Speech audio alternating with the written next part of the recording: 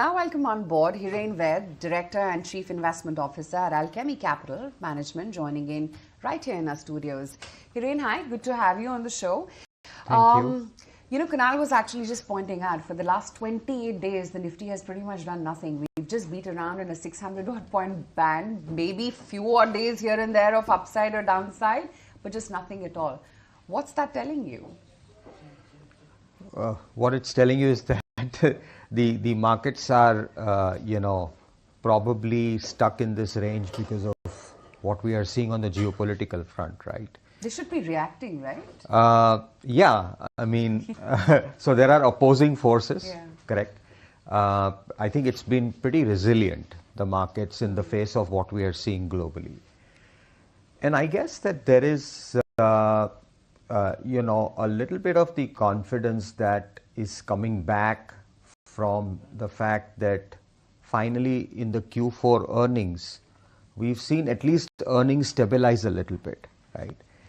And, typically in the short run, while the markets tend to focus on a lot of narratives, like we saw in the case of tariffs, I think what the markets want to see is that if, because of all the geopolitical situation, unless oil goes above $85, I think we'll be okay, right?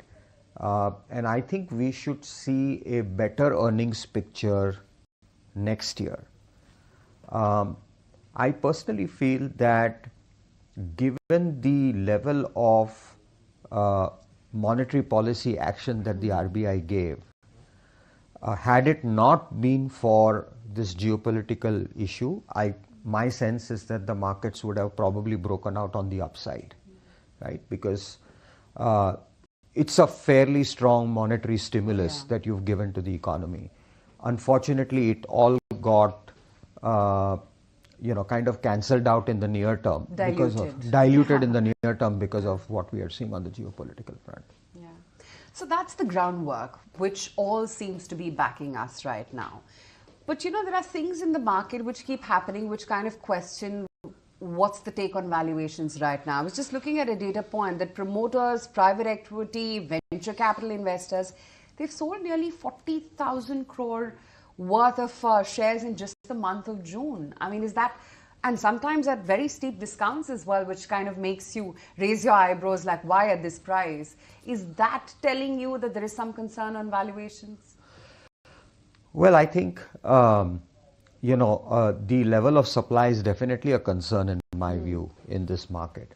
But it also tells you the psyche of most people who are selling, because they believe, like we said in the beginning of our interaction, that market should have corrected by now. Yeah. So people feel that, okay, this is a God-sent gift. Let's take some money off the table. Let's create some liquidity.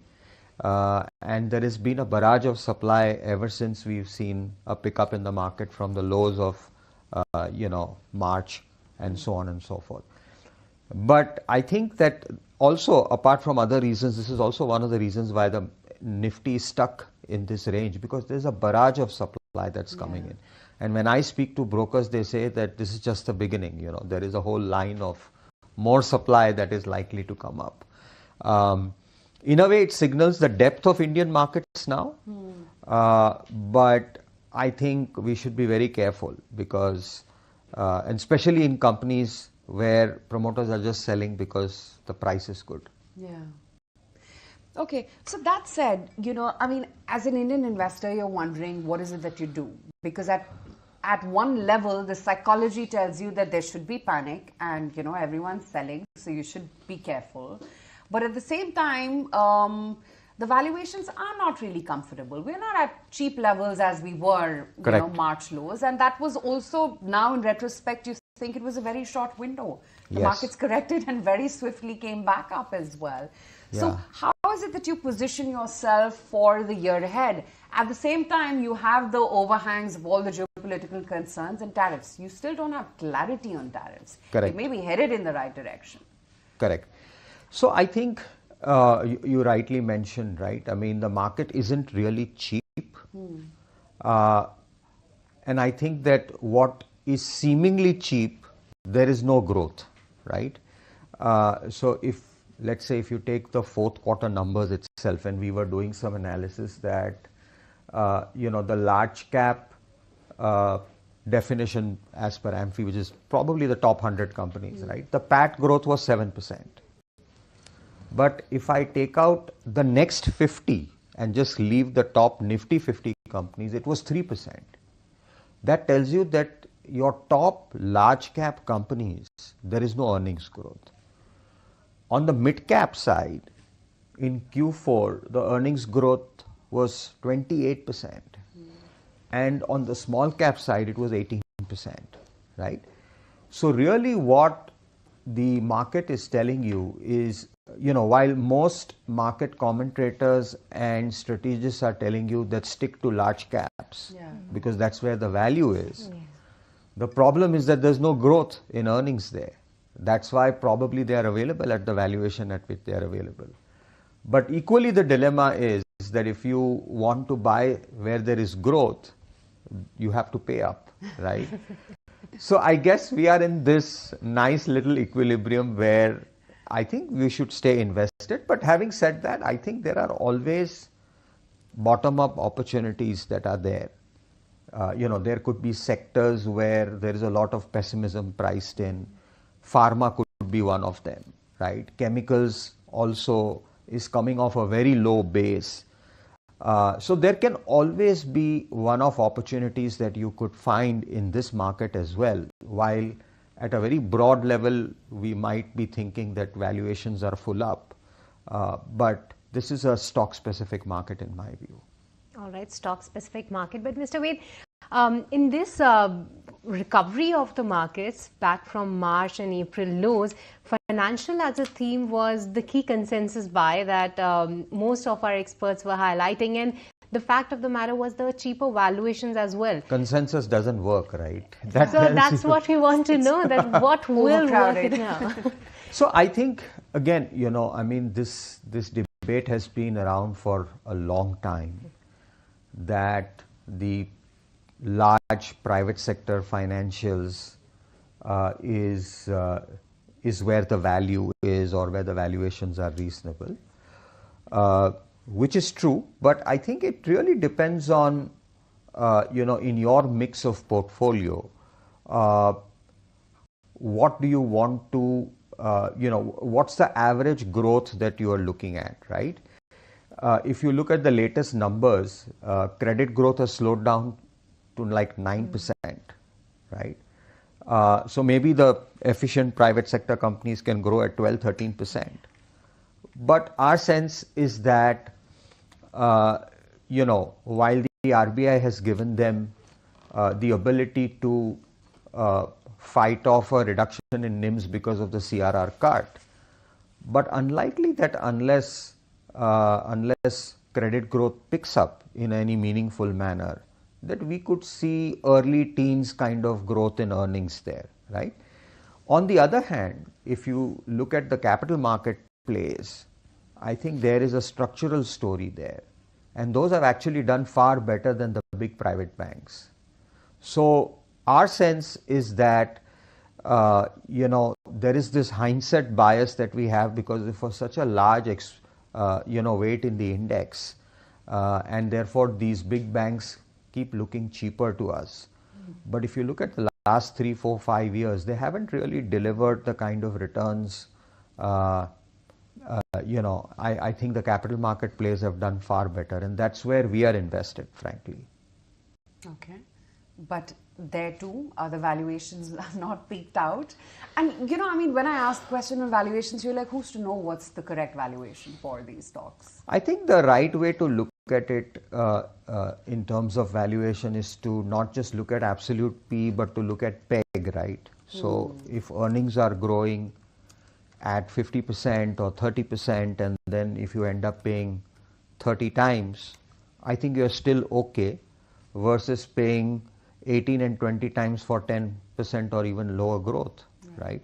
I mean, if you look at it, Nifty trades at what, 23, 22 times 1 year forward, but Nifty earnings growth is 10 or lower. So what peg are you paying for the Nifty, right?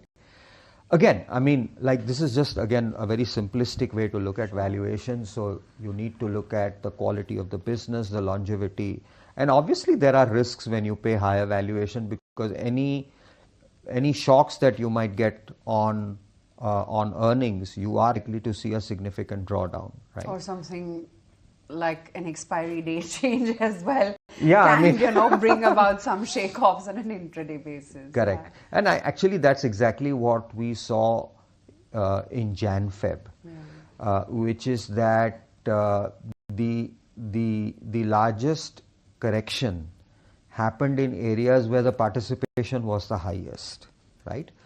And also those were the companies that were growing. So I think there was a wave of whatever you call it, profit booking, precautionary money taking off the table, taking some risk off the table. I think, when we were looking at it, the next 50 index corrected much more sharply than the Nifty 50. Because right? that's where the money that's was where made. the money was made, and that's where the earnings growth was. So that's where everybody, had their exposure, and that's where the exposure came off significantly. So I think that from here on, given the broad valuations, we should have reasonable expectations of returns. And we are very clear that, money is to be made in the broader markets, not so much. I mean, probably barring Bajaj Finance in the top Nifty 50 and maybe companies like Trent and a few handful of ones which can still talk about compounding profits at 20-25% plus. Everything else is in single digits or early teens, right? So I think we have to moderate our expectations of growth. If we want to have lower risks, then you have to moderate your return expectation as well. And if you want higher returns, then obviously we will have to pay up for the growth that we have. So that's where I think we are in the markets today. Okay, so let's take it one by one, and then let me start off with the capital markets theme. Would you be willing to put fresh money to work right now? And again, within capital markets also, do you become selective or do you buy a basket of stocks? Of course, the top creme within that. Yeah, I mean, I still feel that, while valuations are expensive, but there is a structural growth in those, right? So whether it is asset managers, wealth managers, exchanges, I still feel that there is money to be made there. So to answer your question, would you still deploy fresh money? The answer is yes, I would. Great. All right, but Mr. Ved, let's also touch upon some of the sectors within the broader markets where companies have already delivered well and they're still looking forward to great growth numbers. One of the case I believe is EMS counters, where Indian companies rather have showed what they can do and what they are capable of course with the government support. And the other one is the quick commerce place, where we have seen a bit of a turnaround as well in select companies. Do you believe it's still reasonable at these price points where the valuations are already stretched, but still it is the case where you can pay more? So I think I agree with you. I think EMS is a great growth opportunity still. I think we are in the early stages of a growth cycle, right? Probably with the exception of Dixon, which is just about going to reach 1 lakh crore of market cap, right? A sector which is so large and the opportunity which is so big. I think you will see the birth of many large companies there, right? And yes, the valuations are quite punchy, but you will have to therefore elongate your time horizon for investing. Having said that, I think we have to be careful because a lot of the growth is in the price and valuations, right? So unless you are really willing to bet for the next 3 to 5 years and wait for that growth to unfold, there could be intermittent quarters where the numbers may or may not pan out to be good, and you could have a very significant drawdown in these kind of names, but on a structural basis, I still believe there is money to be made. It's a young sector in India, relatively. Yeah. What about e-commerce plays? On quick commerce, I think it's, we are at an interesting juncture where, you have 2 or 3 people jostling for the market, right?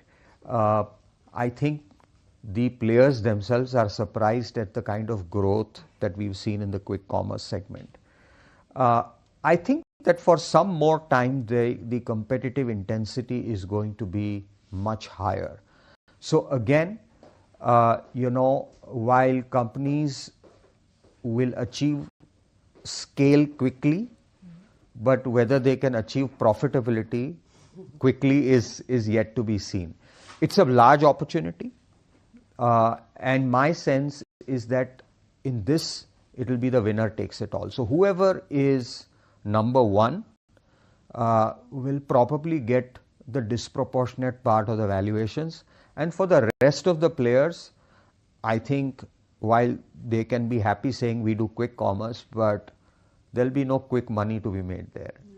Kind of reminds me of telecom, that the one with deep pockets, the one with the spending power is going to win the game. Correct. Yeah, absolutely. And just so much competition now, because everyone's realized that the pie can be shared. Yes. And, everyone from a Rapido to Amazon, and you keep hearing new names on a daily basis. So I don't think that, the prime position that Eternal had again, and I think the stock price is pretty much reflecting that. Yeah.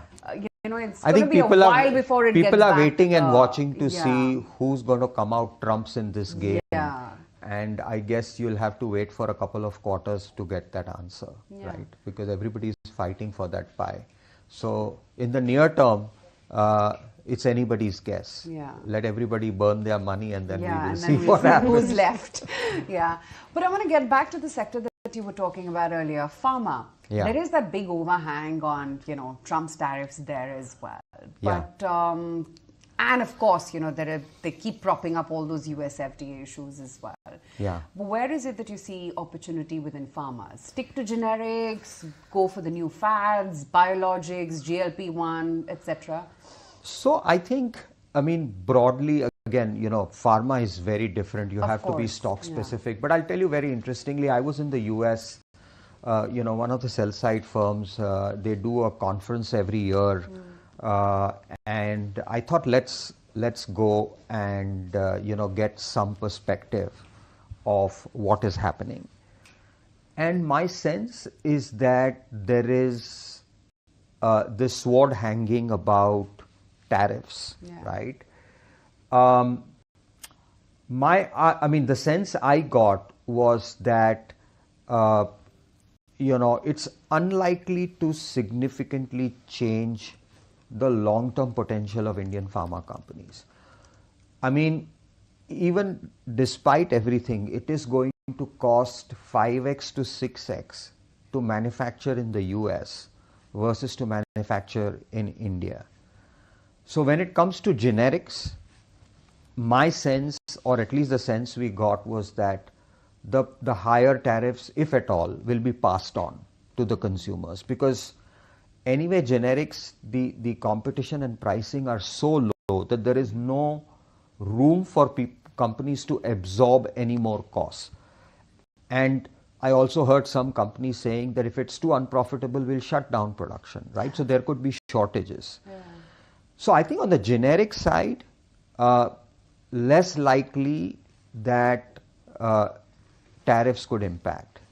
Having said that, I think, will some manufacturing shift to the US? The answer is yes. Longer term, is it going to be a challenge for Indian pharma companies? Absolutely no, in my view. And I think Indian pharma companies are very smart. Some of them will set up, end finishing or formulation plants in the US. You can't topple competitiveness, and you can't change years of global supply chain overnight. So my sense is that this will also blow over. And in fact, I wouldn't be surprised that, after whatever tariffs that they have to put in, after the initial shake-off, actually stocks will rally hard in pharma, in my view. Interesting.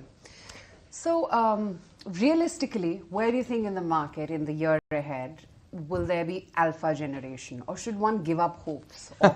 One should never give up hope.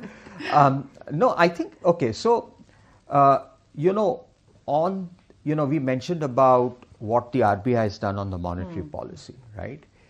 And the very obvious names that come to people's mind are NBFCs and stuff like that. But I think one name which I think is still underappreciated and which could be a big beneficiary of better liquidity and falling rates is real estate. I still believe there is a lot of alpha to be generated in the real estate companies. Look at the latest numbers that DLF came out with, right? I think that, and I've said this before, that the total representation of real estate in the market cap is still way too low, just 2%. If you add up even the top 10 companies by market cap, I think the number doesn't even add up to 6.5 lakh crores. For an asset class which is so large and for companies that are doing so well, I still believe that there is headroom for growth there. So that's one area that we are very bullish on in the listed space, but mostly premium, not affordable real estate. I think that's where the demand is, that's where the pricing power is. That's where the margins are. Exactly. Selectively, there will be opportunities in chemicals and pharmaceuticals.